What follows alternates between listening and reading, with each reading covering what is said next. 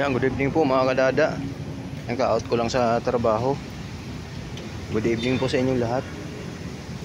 At ngayon, walang mga aso. Gawa nung iba yung ano ng kalangitan. Parang bubuhos ang malakas na ulan na to kasi may bagyo nga. Ayan, nandito po sila, si Beauty, Mami Cutie, si Orange Boy. Ay sus! Mapalambing naman yan. Ayan si Orange Boy, Beauty, si Puti. Oh, utakbo. Ngayon, panigurado to ulan na malakas to. Kaya siguro hindi pumunta yung aso gawa nung ulan. Ayan, ulan. May parting lugar na dito sa Manila na maulan na ngayon. Sa Bicol yung ano,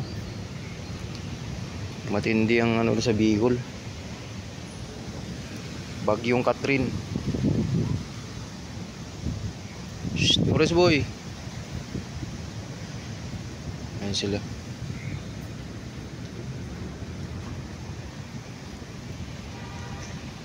Cutie.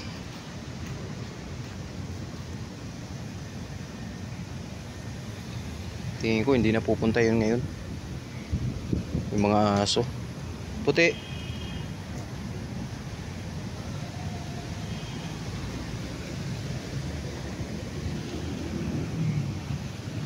Beauty, Beauty.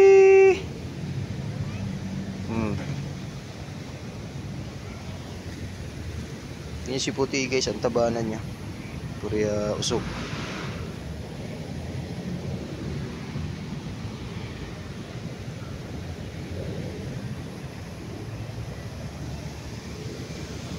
Hindi na sila kakain ng ano, hapunan kasi anong kain nila kanina, sulit po yun. Para naman mapahinga yung tiyan nila. Mami Cutie, hindi muna kayo magkakain ngayon kasi dami yung kinain kanina eh. Busog na busog yan sila kanina. Orange Boy.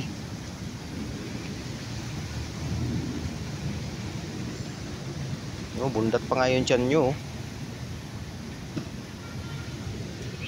Si Beauty. Beauty, Beauty.